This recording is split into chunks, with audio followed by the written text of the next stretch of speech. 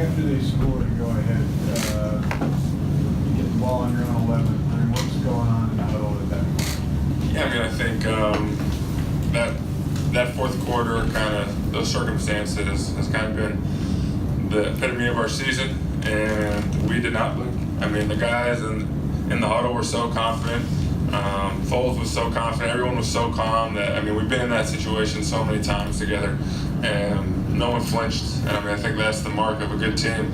Obviously, the season isn't exactly where we thought we would be, but I mean, a lot of guys would have kind of mailed it in. I mean, to be up 29-16 with 4 minutes left and to be down in the blink of an eye is tough. But guys didn't blink.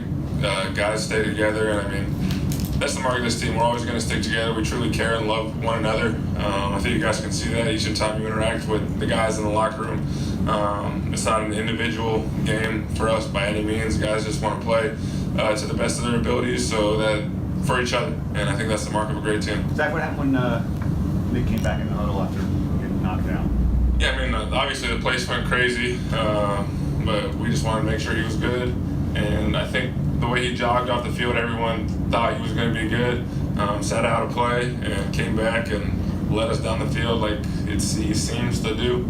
I mean, he played out of his mind to set the franchise record for passing yards. Incredible. He's just an unbelievable player, unbelievable person. He's so calm. His demeanor is so calm, and he's a really good player. What was the third down call to you? It was just kind of the scissors corner route that we always have, post by number one. I had a corner. Darren was to the flat. I've been taking a lot of inside releases against him. So I kind of sold the inside release, kind of threw him inside, and I think he kind of ran into the linebacker.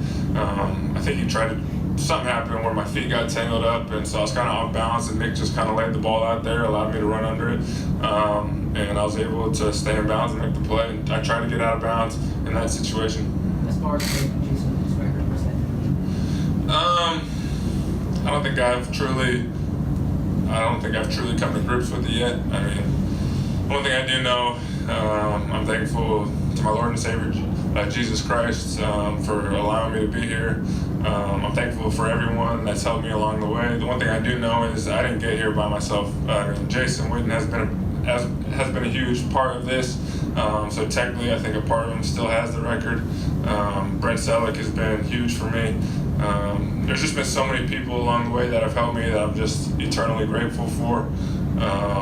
But like I said, what I do know is that I didn't do this by myself. I think it truly takes a village to become a professional athlete. My family, my wife.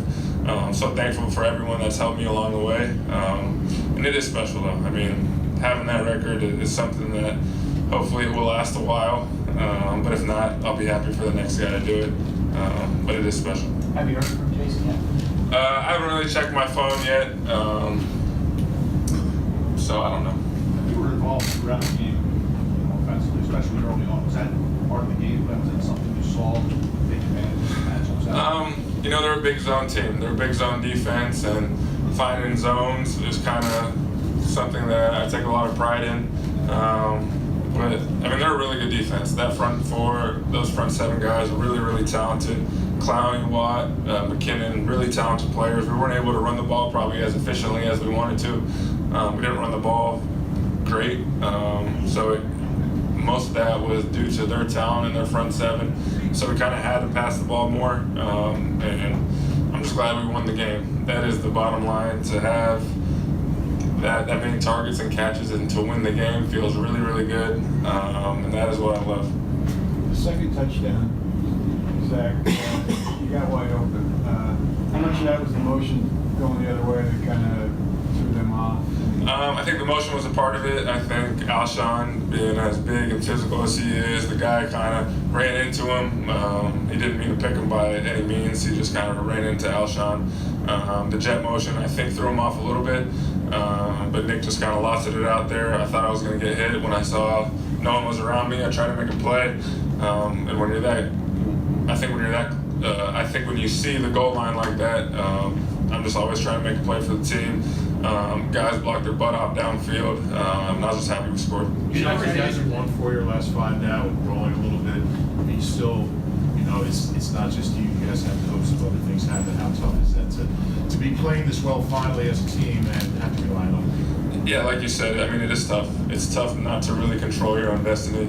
But at the same time, if you focus on everything else that's going on, and then we have to slip up because we're not focused on our job, then it's really not going to matter.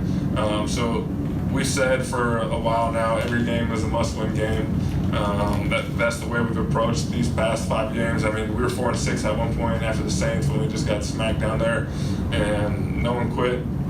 Everyone was focused on just doing their job better, and I think that's the mark of a good team. Obviously, we need some help, and hopefully we do get some help, but at the same time, we're focused on beating the Redskins, putting together a really good week of practice, because, I mean, we practice really hard. I think that's the hallmark of this team, the way we practice each and every week, and hopefully, I mean, we just need to go there and win. We can't look at it if the Bears win, or if the Vikings win, or if the Seahawks lose twice. We just got to focus on being the best team we can next week against the Redskins, against another really talented front, I mean, that defense is extremely talented. What is it about Nick? What is it about Nick that makes the team rally around him? He's extremely calm.